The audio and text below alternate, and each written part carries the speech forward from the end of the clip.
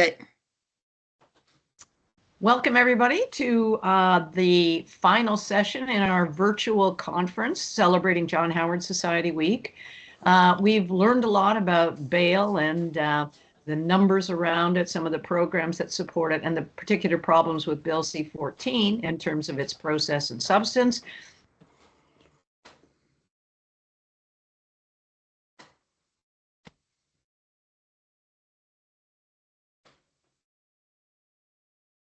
We have stopped hearing you, Catherine.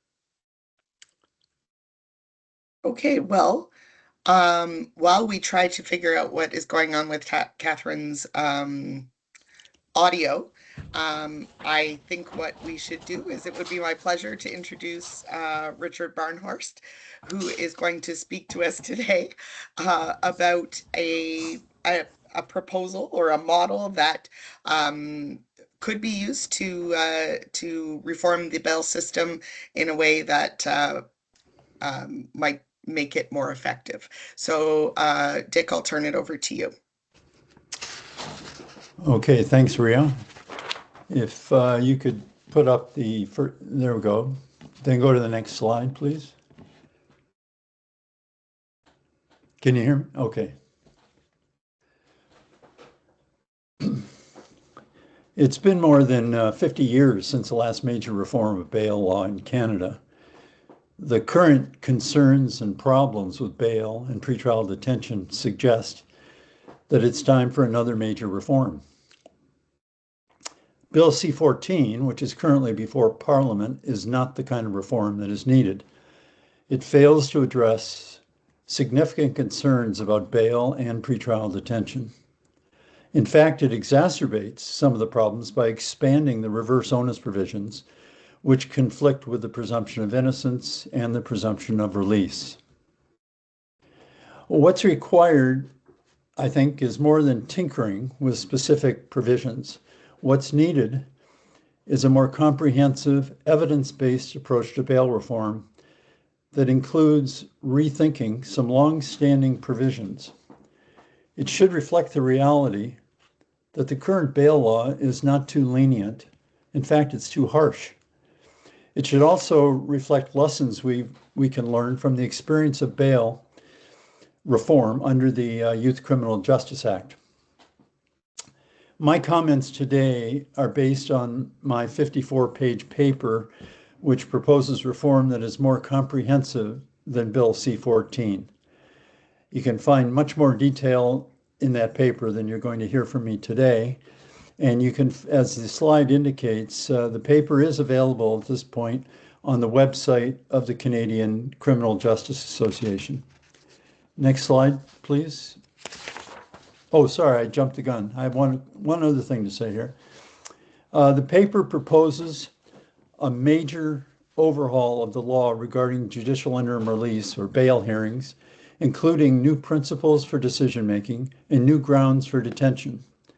It states a policy that pretrial detention is to be reserved for people who are charged with serious offenses, and that the criminal justice system should reduce its over-reliance on pretrial detention, particularly for persons accused of less serious offenses.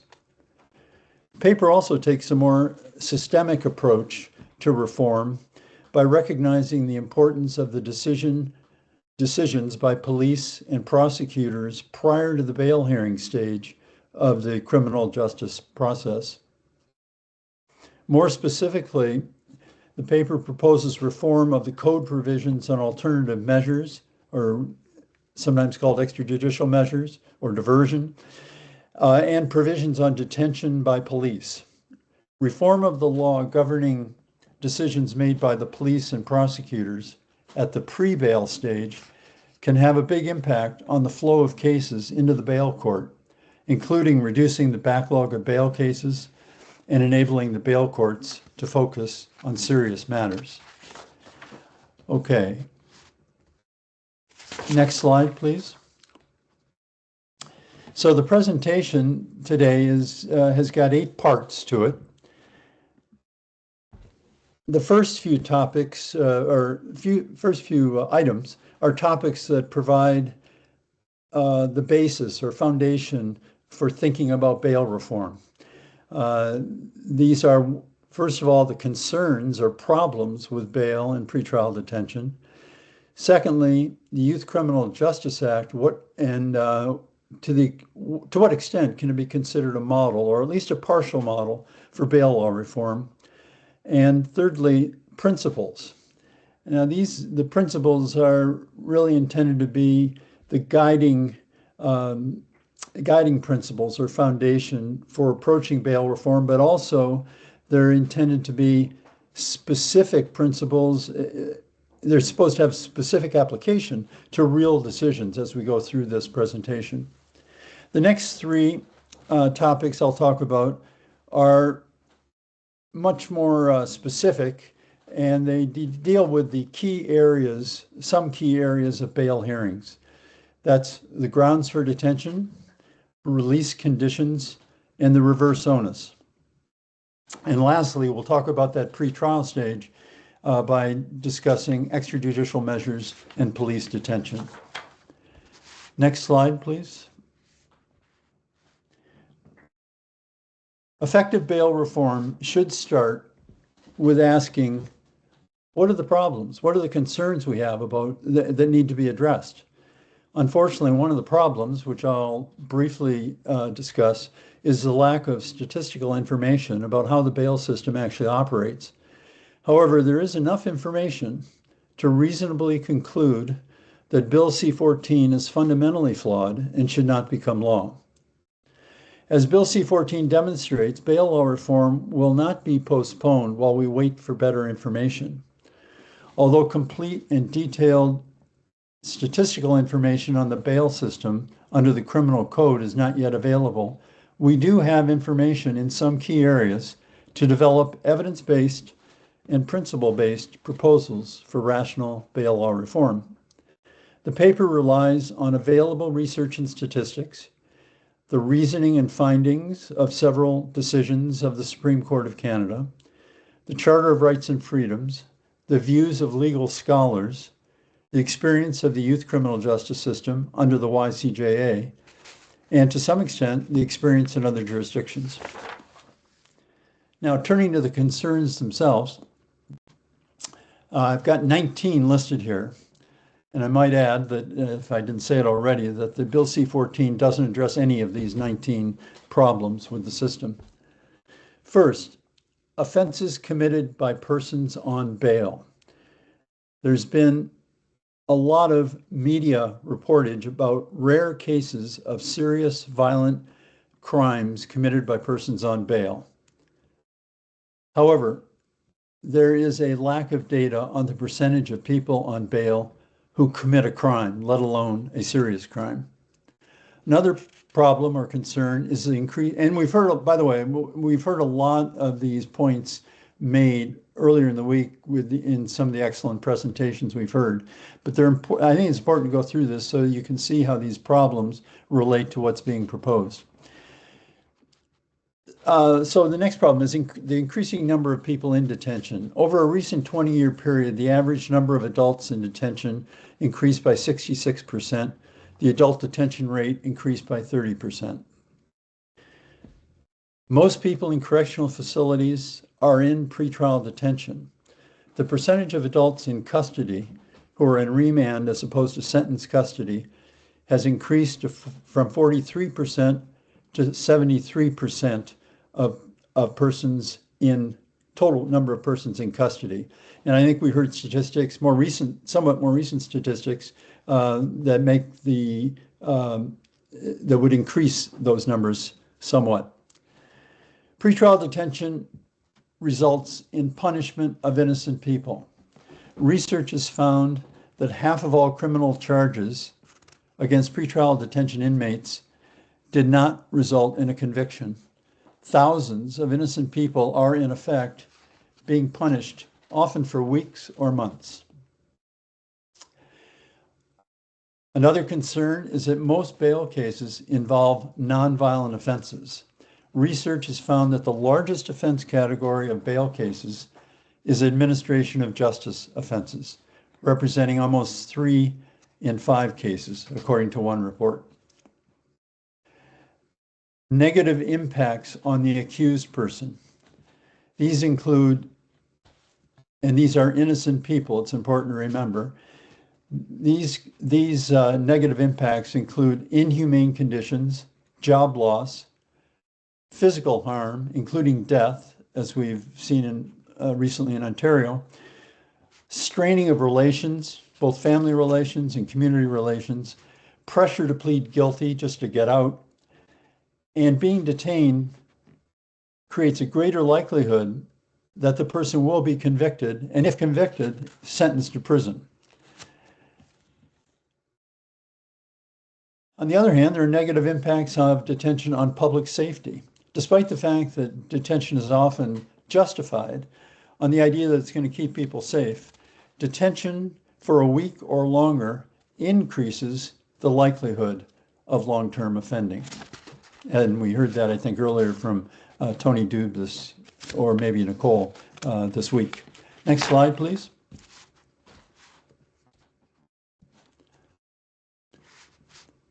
Delays in making the bail decision is another area of concern. Research has found that over 33% of bail cases required 3 or more court appearances before the decision even got made.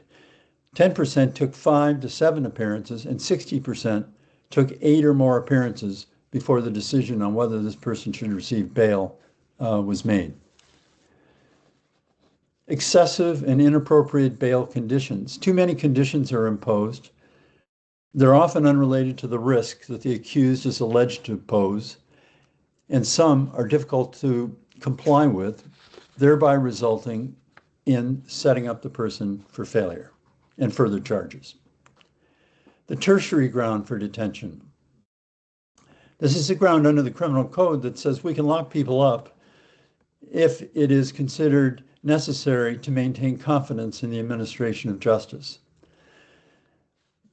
I go into some detail on this in the paper, but essentially this tertiary ground authorizes detention of an accused person on the basis of the court's perception of public opinion. Some legal scholars and dissenting judges of the Supreme Court of Canada have argued that it is unconstitutional and should be repealed. Reverse onus provisions, which are prominent in Bill C-14 and the current criminal code. They conflict with the presumption of innocence and the presumption of release, and there's no statistical evidence that reverse onus provisions increase public safety. Justices of the peace are a matter of concern to some.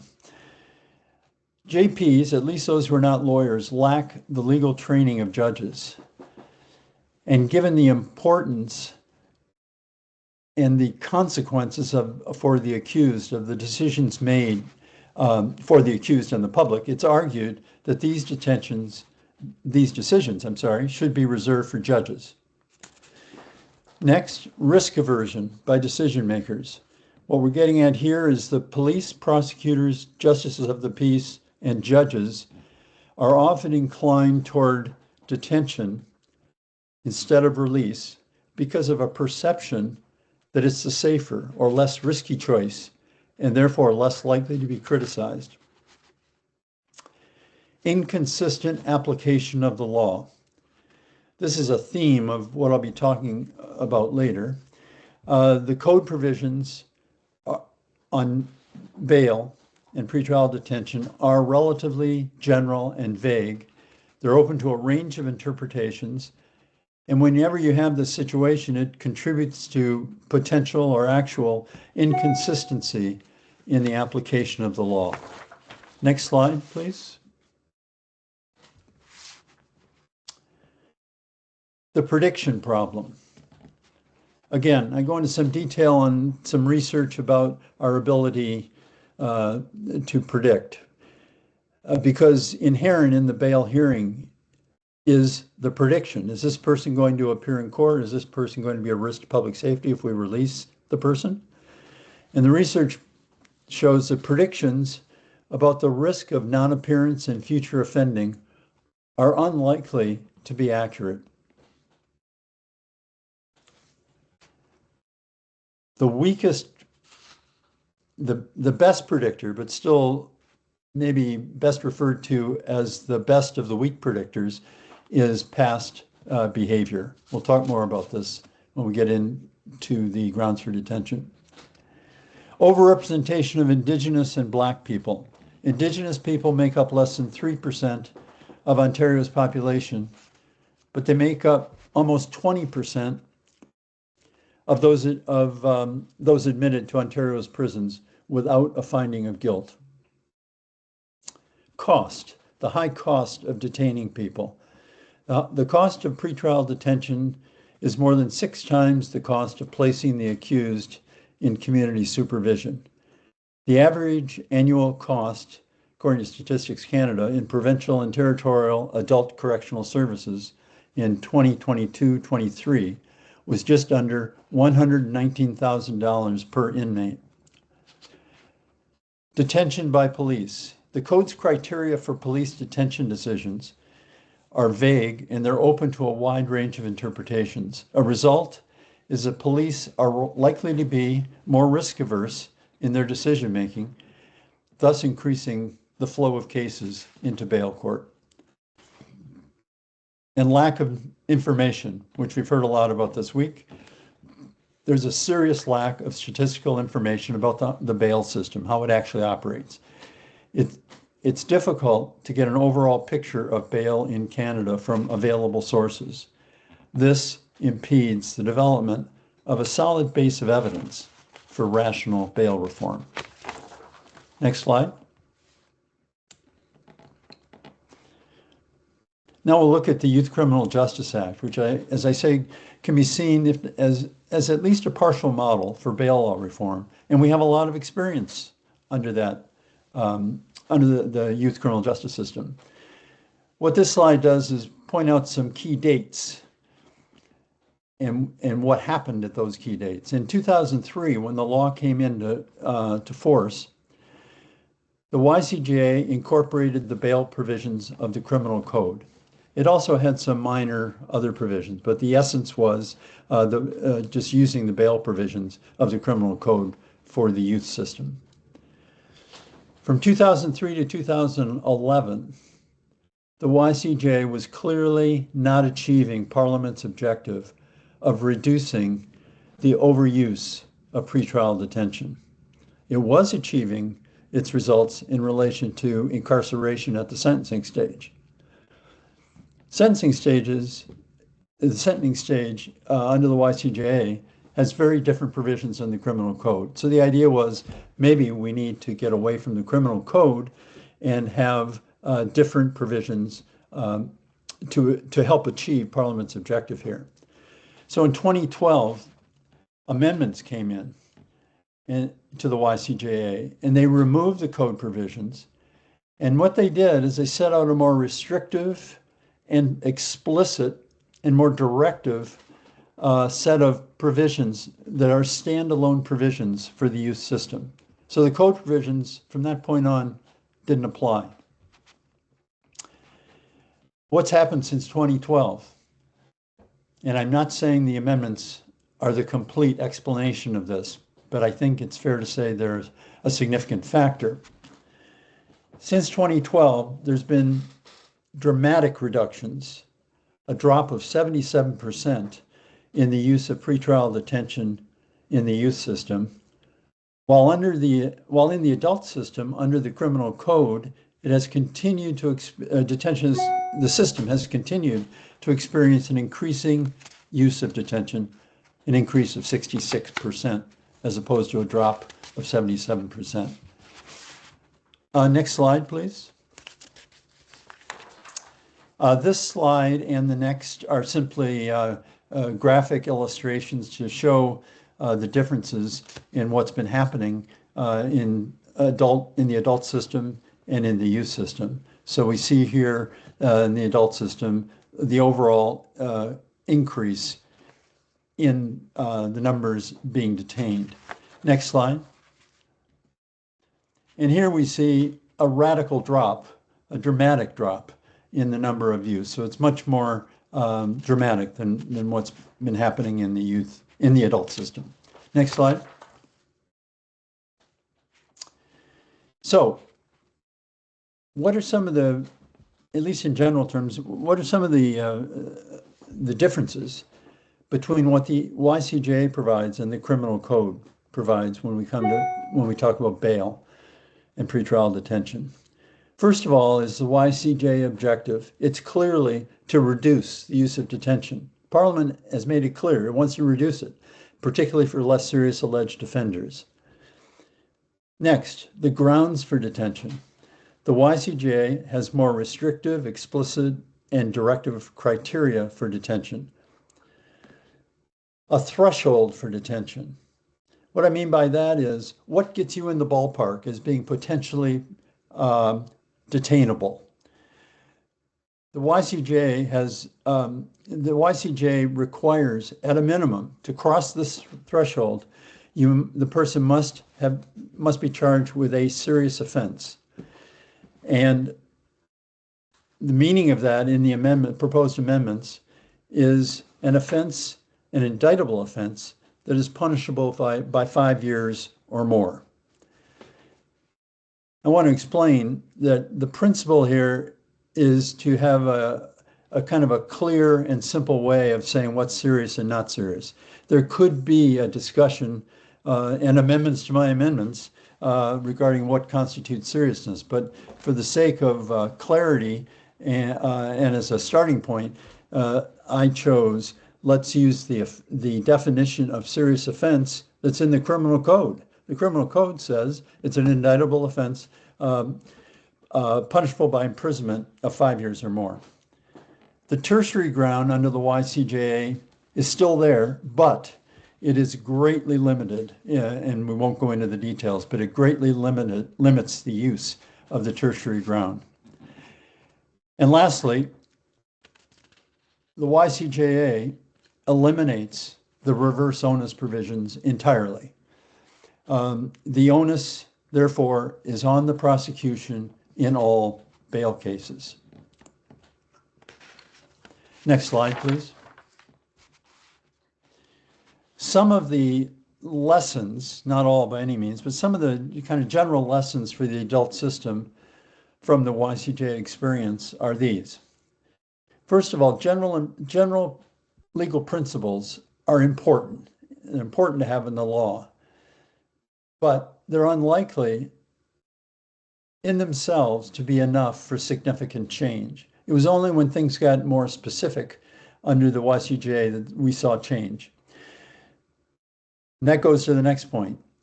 The law, particularly relating to bail, must be explicit, it must be restrictive, it must be directive, telling the decision makers what they should be doing, with obviously some room for judgment and discretion. And it also must be consistent with what your policy objectives are. In other words, what are you trying to bring about through the reform? And I think that's a key point. If the objective is not to reduce the number of people locked up in this country, innocent people locked up in this country, then you aren't going to go very far with the reform that I'm talking about. You've got to have that objective in mind. And lastly, on this slide, we've learned that reducing the use of detention, particularly for less serious offenses does not cause an increase in the crime rate or crime severity. Next slide, please. Now, let's turn to some specific provisions. First of all, we'll talk about principles. First, the criminal code. Criminal code provides that the decision maker, the justice, must give primary consideration to the release of the accused at the earliest opportunity and on the least onerous conditions as appropriate in the circumstances. The decision maker must also give particular attention to the circumstances of accused who are Aboriginal or belong to a vulnerable population. I think the first principle in particular points out how the code is vague and open to a wide range of subjective interpretations. What does it mean? It's appropriate in the circumstances to lock up this person. I think that's a great example of how we need to be more precise if we really expect to get results. Next slide, please. Now, turning to what the proposed amendments say on principles, it sets out what I'm calling a declaration of principles, and it has 13 principles based on Supreme Court decisions, research, and many of the concerns that I've been talking about regarding bail and pretrial detention. The principles apply to decisions by police and prosecutors, I haven't mentioned that here, but prosecutors as well, judges and justices of the peace. So these are key decision-making principles that apply throughout the amendments.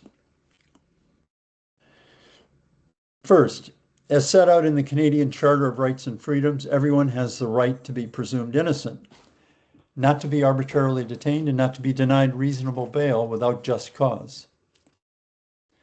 This is an example of what I was saying earlier about legal principles like this one from the Charter are extremely important. But this principle has been around for a while, and it has not been sufficient on its own, along with other efforts, to prevent the huge increase we've seen in pretrial detention. Next, detention or conditional release of an accused person prior to a conviction is a significant deprivation of liberty, and it conflicts with the presumption of innocence, and it must be treated as the exception, not the rule, even when the accused person is charged with a serious criminal offense. That is not an extreme statement. That is not in any way radical.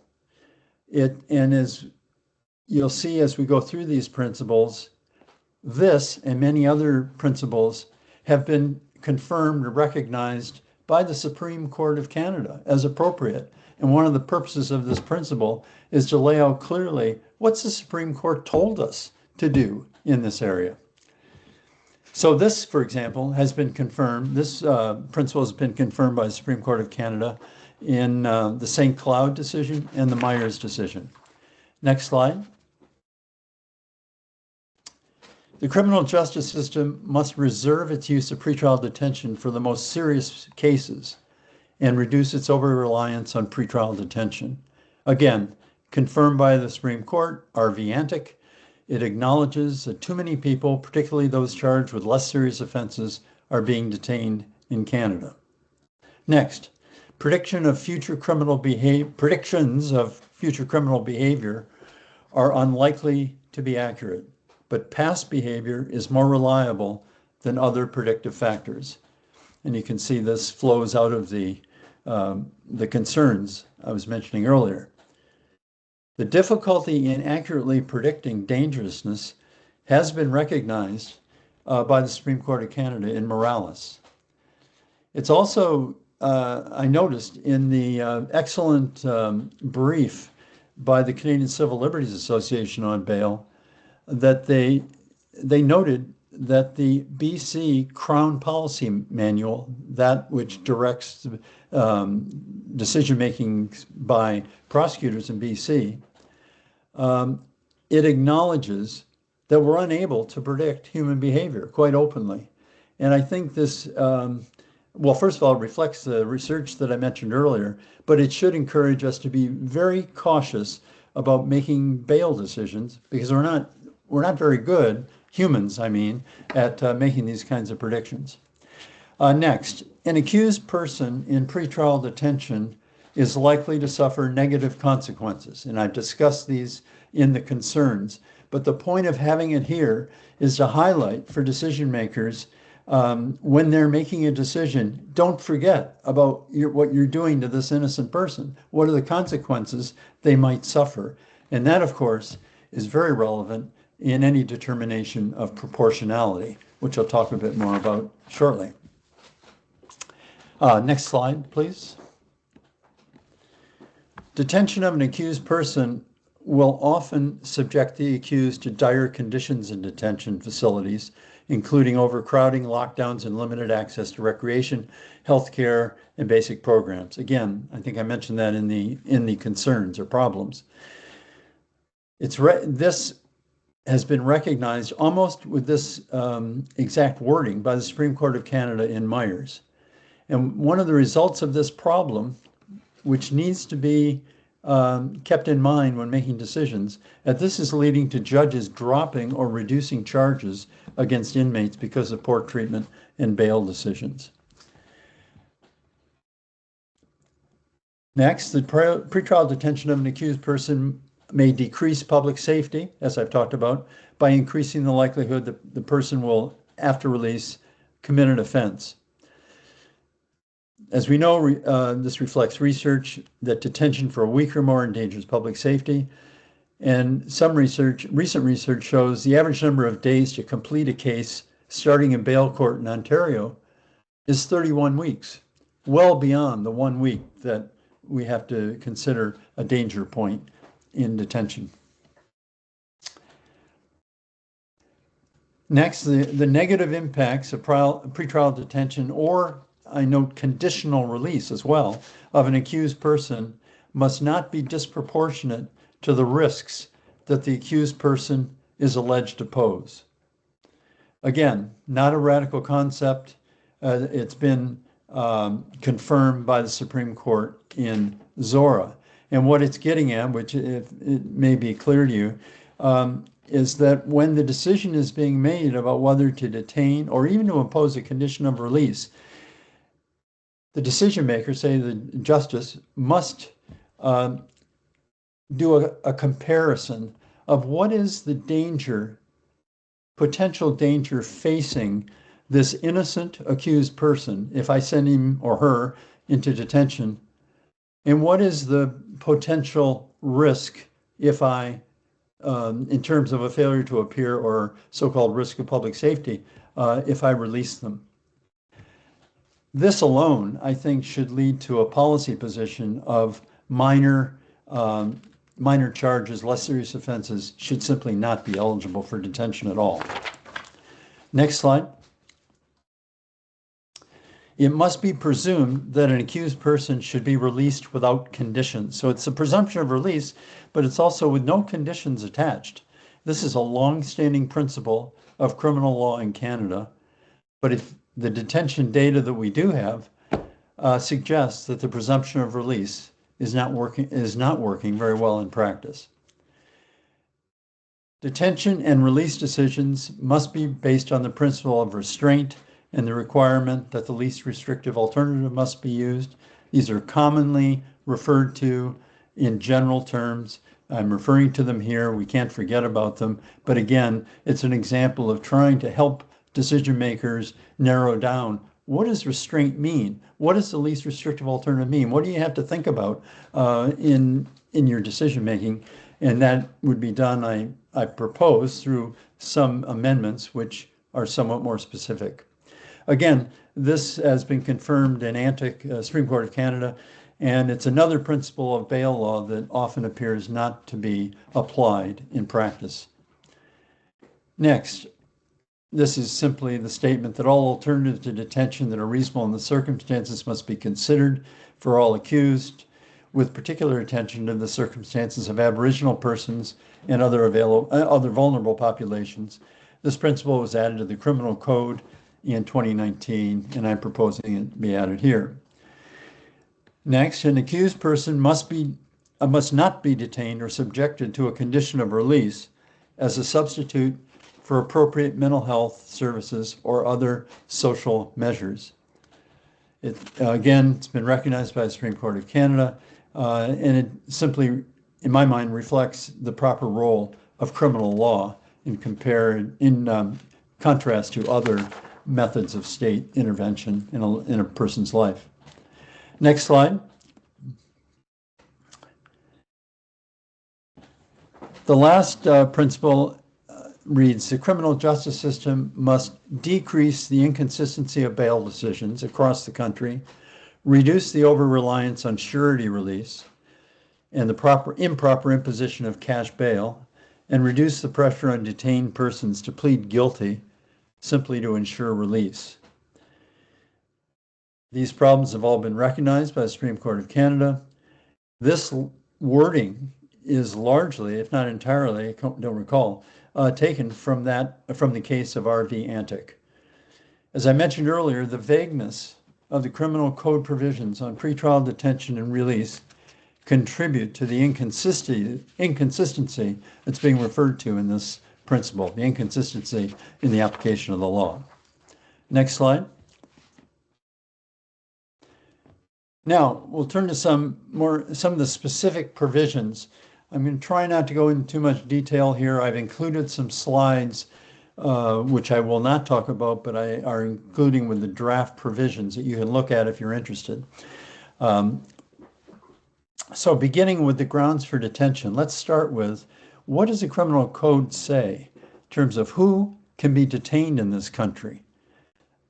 What innocent people charged with an offense can be held detained in custody? The code says detention is justified if the accused is charged with an offense and it's necessary to ensure attendance in court, or it's necessary for the safety of the public, or to maintain confidence in the administration of justice. Next slide.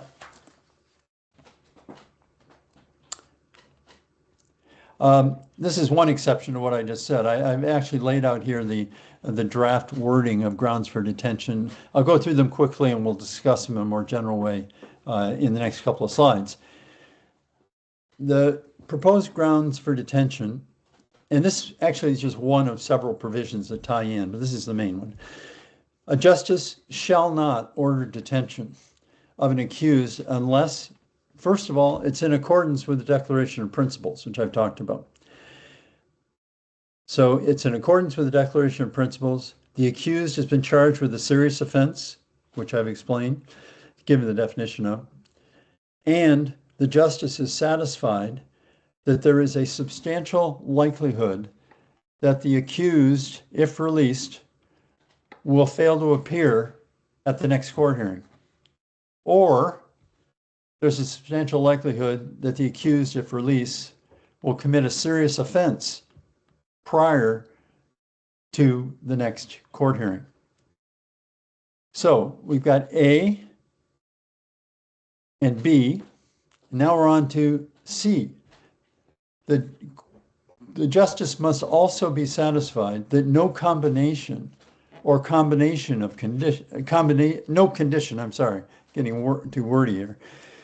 The justice is satisfied that no condition or combination of conditions would, depending on the justification for which the court relies under A or B.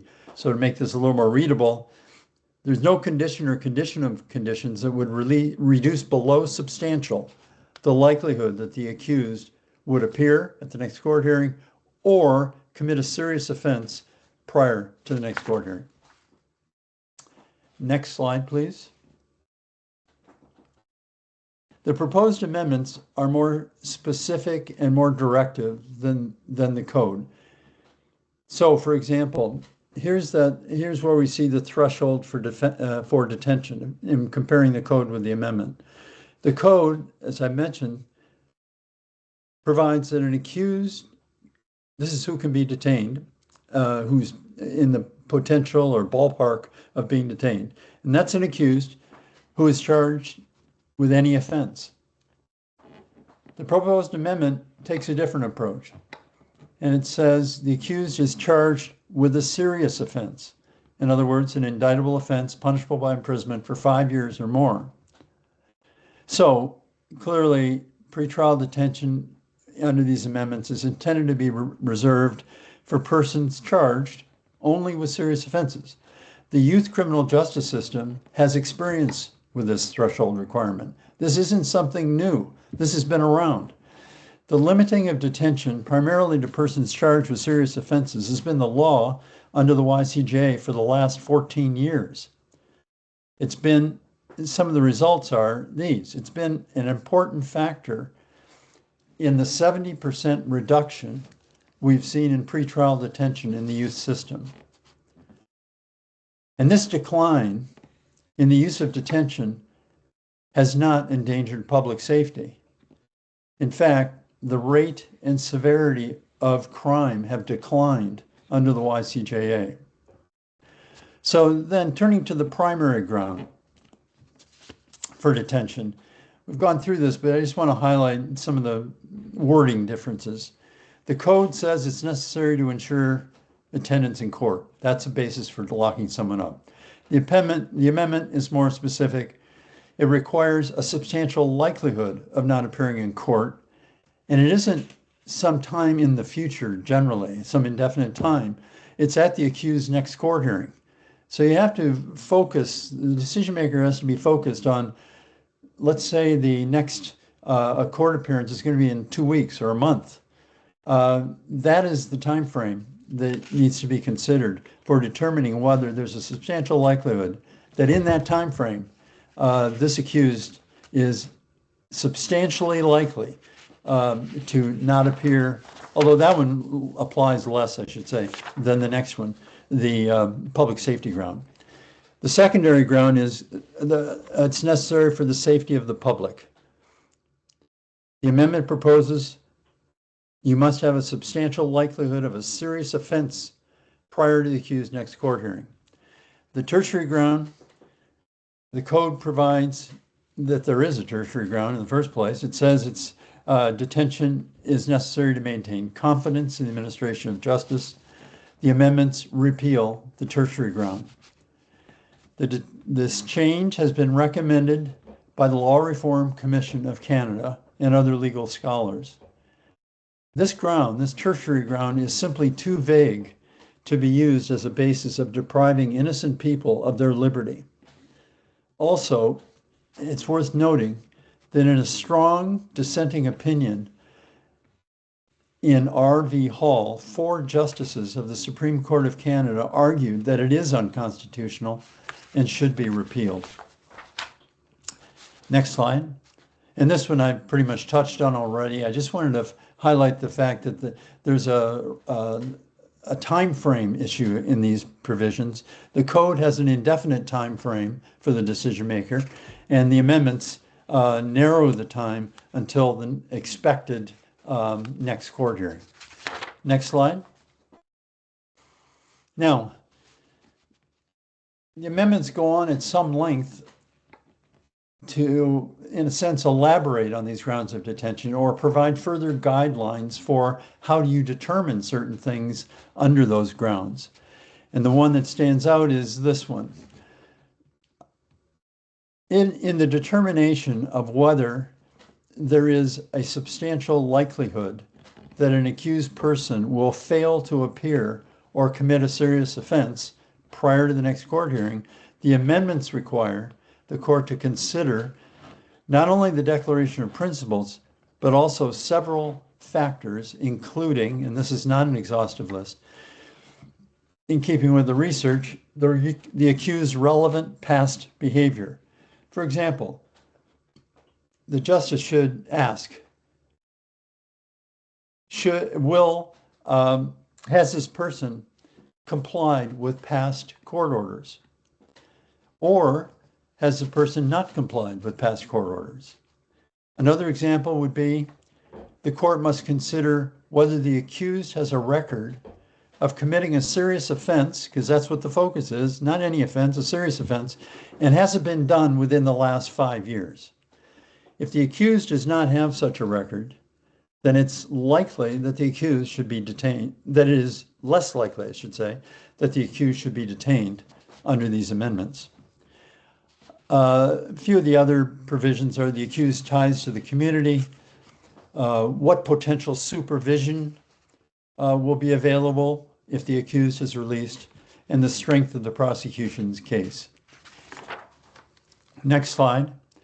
This is one of the slides that I'll let you consider on your own. It just goes into a little more detail with the draft wording for how the justice should determine a substantial likelihood.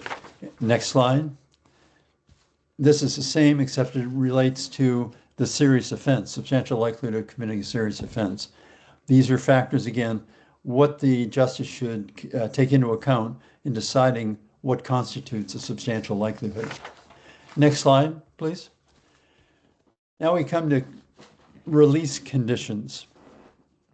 What do the amendments say here, the proposed amendments? The decisions on release condition decisions must be in accordance with the Declaration of Principles and principles specific to release conditions. So not only the Declaration of Principles, but also a number of other conditions that are specifically drafted to focus on release conditions. And these include, but it's not exhaustive, these conditions must be minimal, necessary, the least onerous in the circumstances, and not disproportionate to the risks that the accused is alleged to pose. Conditions must take into account that an accused person who is released on conditions is likely to suffer negative consequences, which we've generally talked about already. But this goes on to say, including restrictions on liberty and the risk of a new charge for a violation of a condition due to behavior that would not be an offense for someone who is not subject to a release order, like a lot of conditions of probation or release, I should say. Next, a condition of release shall not be ordered unless the judge has determined that an accused person will reasonably be able to comply with the condition.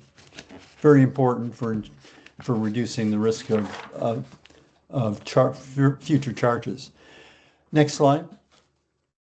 This, as I mentioned, just lays out in the draft wording that you can look at if you're interested, which goes into a little more detail. Next slide. Reverse onus. Reverse onus provisions shift the burden of persuading the court from the prosecution to the accused. The accused has to make the case that he or she should be released. This is inconsistent with the presumption of innocence. Now, what does the code have to say on reverse onuses? Over 40 offenses, including minor offenses, trigger the reverse onus. For example, a breach of a condition of probation or breach of a condition of release, such as violating a curfew, not only leads to a charge. On that charge, the onus shifts to the accused to say why he or she should not be locked up. The amendment repeals all reverse onus offenses. The onus is on the prosecution in all cases. This approach to reverse onus is not new, really. It's been successful under the YCJA for the last 14 years. Next slide. Still on the issue of reverse onus. Instead of the code's reverse onus provisions triggered by certain serious offense charges, at least supposedly serious offense charges in the code. The proposed amendment identifies these offenses, and I'm here talking about the serious offense charges. These offenses are simply, under the amendments, factors that increase the likelihood that the presumption of release should be rebutted and that the accused should be detained. So just explain that a little bit. The proposed amendment tries to recognize the exceptional circumstances of some primarily serious repeat offenses. It provides that if the accused is charged with one of the listed serious offenses, and has a prior record of being convicted of the same type of offense in the last 5 years, this amendment says the court is required to find that it is more likely that the presumption of release should be rebutted and that the accused should be detained. In some sense, this is hardly necessary. As the Law Reform Commission points out, on these kinds of cases, it's not that hard for the Crown or the prosecution to make its case. But anyway, unlike the reverse provisions in the code, this amendment does not conflict with the presumption of release and the presumption of innocence, but it still makes it more likely that serious repeat offenders will be detained.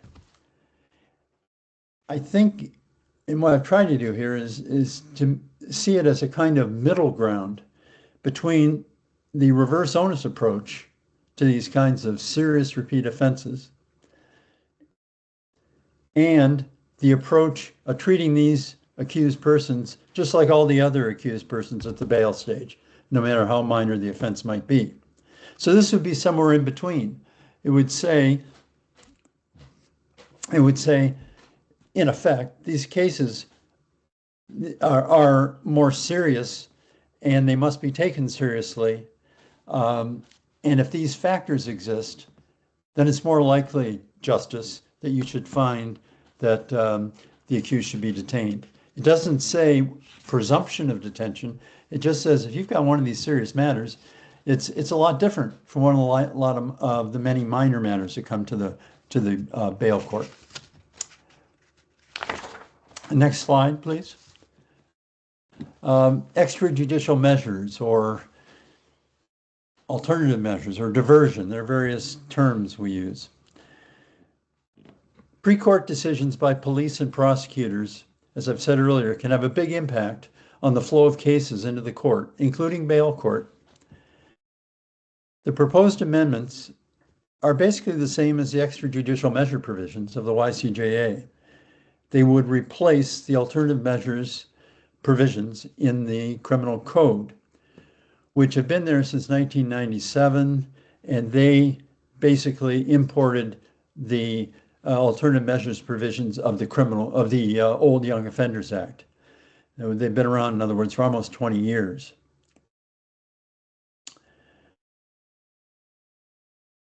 The YCJA extrajudicial measure provisions have been much more successful than the code's alternative measure provisions in diverting less serious cases from the court and thereby reducing court caseload.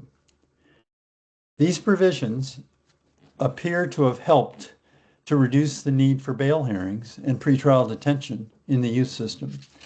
Between 2005-06 and 2021, under the YCJA, court cases dropped by 74%. The youth system, compared to the adult system, had a much more significant reduction in the proportion of nonviolent court cases, property offenses, administration of justice offenses. Based on the long experience under the YCJA, and by the way, we're not talking just about 14 years here, we're talking about 23 years of long experience, it seems reasonable to replace the current code provisions with the extrajudicial measure provisions of the YCJA because of their potential, based on experience, to reduce the overload of bail cases and the delays in the completion of bail hearings. Next slide. Again, these are just a couple graphs attempting to show the difference in what's been happening in the youth system in terms of cases in the youth system and the adult system. Here in the youth system, you see what amounts to the massive reduction, extraordinary reduction really, in the number of cases. Basically 3/4 of the cases that used to go to court don't go to court in the youth system anymore. Same time, we haven't seen an increase in crime severity or the crime rate. Next, the adult graph shows there has been some decrease there too, but not nearly as dramatic as in the youth system. Next slide. So what do the amendments actually say about extrajudicial measures? They first of all set out a range of extrajudicial measure options for police and prosecutors. This is all pre-trial, pre-court, I should say. And these include for police and prosecutors options such as doing nothing, taking no further action, informal warnings, police cautions, Crown cautions, referrals to a community program, and extrajudicial sanctions. Next, as a beginning point, police are required in all cases, before judicial proceedings are started, to consider whether an extrajudicial measure would be sufficient. But then the amendments go on to say police are directed that extrajudicial measures, rather than a charge, should be used if an extrajudicial measure would be adequate to hold the person accountable. Next gets a little more specific and a little more directive. Extrajudicial measures are presumed to be adequate to hold accountable a person who's charged with a first-time nonviolent offense. The message here is that this is not a matter of giving the accused a break. It's simply the appropriate action for police and prosecutors to take. This presumption, in other words, this starting point, and you have to have some good reason to rebut the presumption, but this presumption also applies to a person who has been previously dealt with through extrajudicial measures, but has not been found guilty of an offense. So what's the relevance of that? Someone who's already been through extrajudicial measures for an alternative, who's already been through the extrajudicial measures, and now is charged with another, let's say, administration of justice offense, or other less serious offense, then this presumption still applies if the previous offense or any other previous offense did not result in a conviction. Next, extrajudicial measures are presumed to be adequate for administration of justice offenses. This presumption is obviously very similar to the preceding assumption, except that it also applies to those accused who have previously been convicted of an administration of justice offense. So the presumption, in other words, in all administration of justice cases, including repeat administration of justice cases, the presumption is they don't go to court. They should be dealt with through extrajudicial measures. Again, it's only a presumption, but I think based on the YCJA experience, with proper training and discussion, I think we could see some change in police behavior by applying this presumption and the others. Next, an extrajudicial measure must not be disproportionate to the seriousness of the alleged offense. This is intended to counter the tendency of some diversion programs. This is particularly an issue under the Young Offenders Act, where sometimes these programs would get the accused person to agree to measures that are far in excess in proportionality terms to the seriousness of the alleged offense. So the idea is don't overdo the conditions, particularly if it's a less serious offense. Next, the use of conferences is also authorized. and it's encouraged. And an example would be a restorative justice conference. And the YCJA and these proposed amendments provide that a judge, a police officer, a JP, a prosecutor may convene a conference for the purpose of making a decision, including deciding whether an accused should be detained pre-trial or deciding on a conditional release plan. Next slide, please. Next, another pre-bail stage issue is the detention by police. First of all, what does the code say? Police, as you know, are gatekeepers to pretrial detention. If they decide that not to detain an arrested person, then no bail hearing is going to be required. As I mentioned earlier, the code's criterion for police detention is vague and open to a range of interpretations. These proposed amendments attempt to structure the decision of the police officer through clear criteria that are consistent with the proposed bail hearing provisions. So you'd have similar rules applying to the police as apply at the bail hearing. So what does the code actually say? The code states that the peace officer or police officer shall not release the person if the peace officer believes on reasonable grounds that it's necessary in the public interest that the person be detained. Now, if you read the code, you'll see there are some factors that are also thrown in this provision. But when it gets down to the essence of what is the basis of the decision, it's the police officer coming to a conclusion, supposedly based on reasonable grounds, that it's necessary in the public interest. Next slide, please. So what do the amendments have to say here? First of all, and this is probably the most significant part of the amendments to understand, is that the authority of police to detain depends on whether the alleged offense is serious or not serious. That's the cutoff point. You go one way or the other. And again, a serious offense is an indictable offense punishable by imprisonment of 5 years or more. So if the alleged offense is not serious, what this means is that the police officer may not detain, period. That's it. Very straightforward.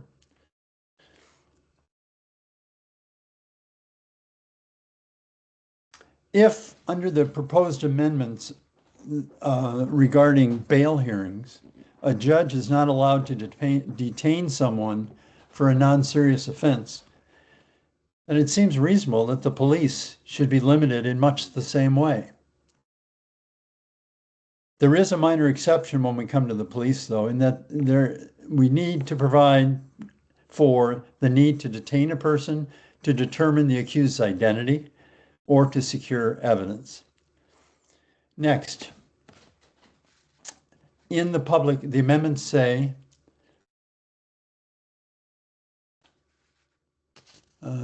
I don't think that slide is one we're on here. Okay, here we go. Down to the bottom point of this slide. In the public interest is removed under the amendments as a ground for detention by police. Instead, what I just talked about would replace it.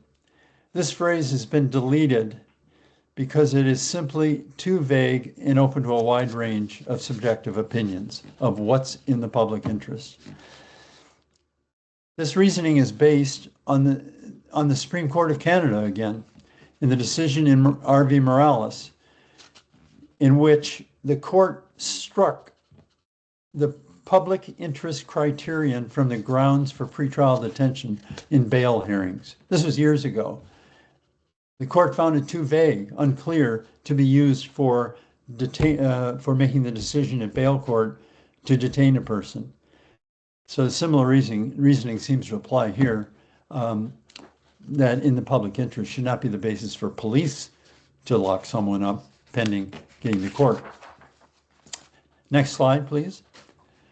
If the alleged offense by this innocent person is serious, the police officer may detain if there are reasonable grounds that detention is necessary to establish the identity of the person, to secure or preserve evidence relating to this offense, prevent the commission of a serious offense, not any offense. They're trying to prevent a serious offense prior to the person's next court hearing, or ensure that the person will attend court. These are essentially the same, but with an important difference regarding serious offenses.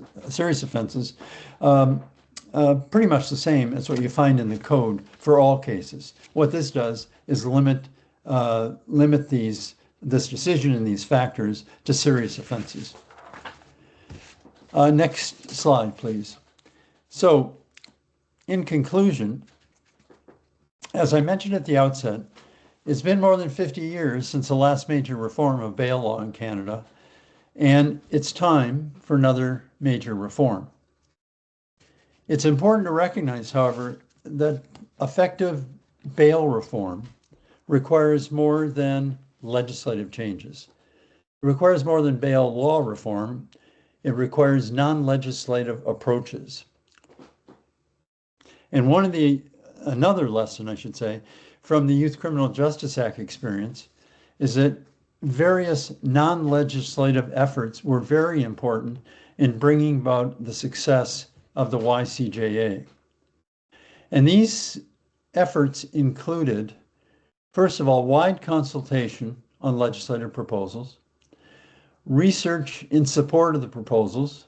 This became very important in responding to critics when you could point to research that supported what was being proposed, but it also obviously informed the development of the proposals. Also, a non-legislative approach was very extensive professional education programs and materials. There was one example was a very huge, extensive kind of program with the National Judicial Institute, and this actually had effects throughout the country in terms of the new law and what it was providing, telling judges clearly what the YCJA was intended to do. That could be done here as well.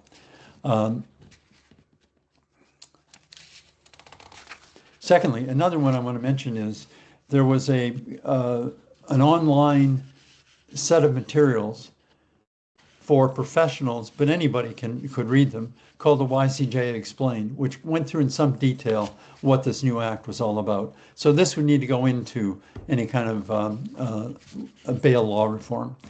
Next, public education was widespread. Next slide, please. Also, pilot projects, trying out new ideas, but also evaluating them, seeing if they worked or not.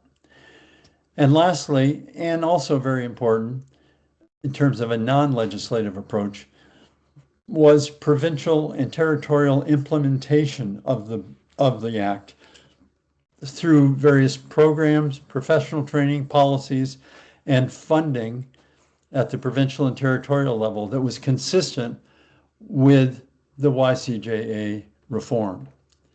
So all of that is to simply say similar efforts would be very important in making the proposed criminal bail reform that I've been talking about a success in achieving its objective.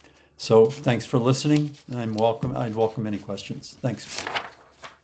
I don't know if my microphone is working, is it? Can you hear Yes. me at all? Great.